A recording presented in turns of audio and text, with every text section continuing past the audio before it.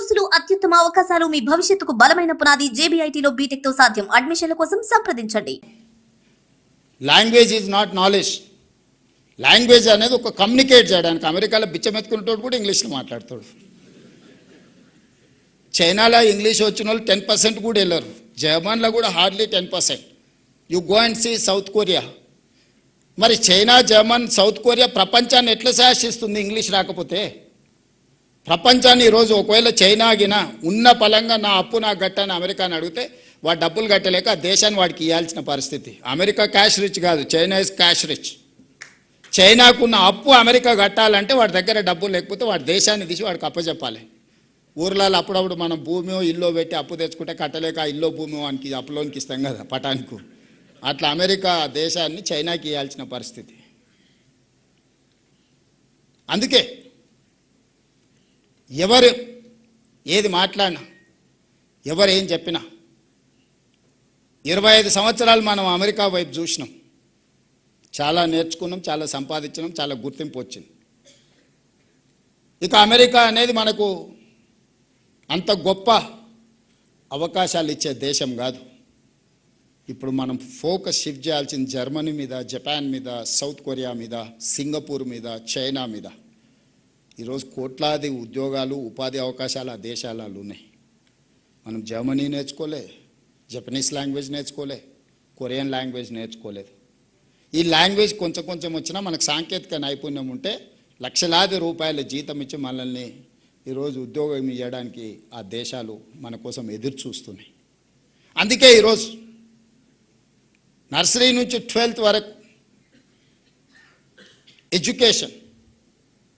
ఎడ్యుకేషన్లో లాంగ్వేజ్ ఉండొచ్చు, నాలెడ్జ్ ఉండొచ్చు. కేశవరావు గారి క్లాస్ రూమ్లో నిర్బంధ విద్య కాదు, వాడికి అవగాహన, వాడికి తెలివి, వానికి విషయ పరిజ్ఞానం ఉండాలని. 12th తర్వాత స్కిల్ వైపు షిఫ్ట్ చేయాలనేది నా ఉద్దేశం. అప్ టు 12th వరకు ప్రపంచం పట్ల సంపూర్ణమైన అవగాహన ఉండాలి. ఈ సంపూర్ణమైన అవగాహన ఇచ్చే టూలే మీరు ఇవ్వకుంటే అది జరగదు.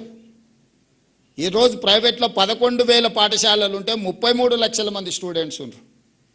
ప్రభుత్వంలో 27,000 పాఠశాలలు ఉంటే మన దగ్గర 27 లక్షల మంది స్టూడెంట్స్ ఉన్నారు. ప్రైవేట్లో 11,000 పాఠశాలల్లో 33 లక్షల పిల్లలకు చదువు చెప్పగలిగినప్పుడు మన 27,000 పాఠశాలల్లో ఎంతమంది పిల్లలకు మనం చదువు చెప్పొచ్చో మీరే ఆలోచన చేయండి. రెండవది, అప్పుడప్పుడు కొన్ని రిఫార్మ్స్ మీద మాట్లాడినప్పుడు మా ఉపాధ్యాయ సంఘాలు నా మీద కోపంగా మాట్లాడుతారు. నేను సంఘాల అధ్యక్షులకు ఒక మాట చెప్పదలుచుకున్నాను. మీ సమస్యలన్నీ నాకు వదిలేయండి. ఉపాధ్యాయ సంఘాలు ఏ సమస్యల మీద అయితే కొట్లాడుతున్నారో మీరు అడగకుంటేనే మీ సమస్యను పరిష్కరించే బాధ్యత నేను తీసుకుంటా. మీరు ఏది అడగాల్సిన పని లేదు, మీ ఇంటికి పంపిస్తా. మీ ప్రమోషన్లు మీ ఇంటికి పంపించినా, మీ బదిలీలు మీ ఇంటికి పంపించినా, మీ రిక్రూట్మెంట్, డిఎస్సి రిక్రూట్మెంట్ ఏమైనా ఫ్రెష్ రిక్రూటీస్ ఇక్కడ ఎవరైనా ఉంటే, లేదా మీ ఫ్రెండ్స్ ఉంటాడు కానీ 55 డేస్లో 11,000 నోటిఫికేషన్ టు అపాయింట్మెంట్ వరకు 55 డేస్లో నేను ఇచ్చిన. ఇంతవరకు ఎప్పుడైనా జరిగిందా? ఈ ప్రభుత్వం మీది కాబట్టి మీకోసం పనిచేస్తుంది. మీ సమస్యల పూచి నాది. ఉపాధ్యాయ సంఘాలకు నా సూచన, పిల్లల సమస్యల మీద మీరు కొట్లాడండి నాతోటి. మీ సమస్యల మీద కొట్లాడకండి. మీకు కంఫర్ట్ ఉంది, కంఫర్ట్ లేకపోతే ఏదైనా కావాలంటే నేను ఇస్తా. నెక్స్ట్ 3 years ఆర్ 5 years ఒక పంచవర్ష ప్రణాళిక పెట్టుకొని ఒక 5 ఏళ్లలో ఈ ఎడ్యుకేషన్ సిస్టమ్ని మేము మారుస్తాము, ఆదర్శంగా నిలబెడతాము. ఈ దేశంలోనే కాదు ప్రపంచంలో ఉండే దేశాల నుంచి వచ్చి మా ఇన్స్టిట్యూషన్స్ చూసే విధంగా మేము మారుస్తాము. ఈ 5 ఏళ్ళు మా ఉపాధ్యాయ సంఘాలు పిల్లల సమస్యల మీద మేము ప్రభుత్వాలతో కొట్లాడతామని మీరు ఓత్తు తీసుకొని బయటకు వెళ్ళండి. ఎట్లా మారదో నేను చూస్తా. ఏ ప్రభుత్వం అయినా మీకు తల ఉంచదా? ఐఏఎస్లను ట్రాన్స్ఫర్ చేసుడు కష్టం, ఈజీ.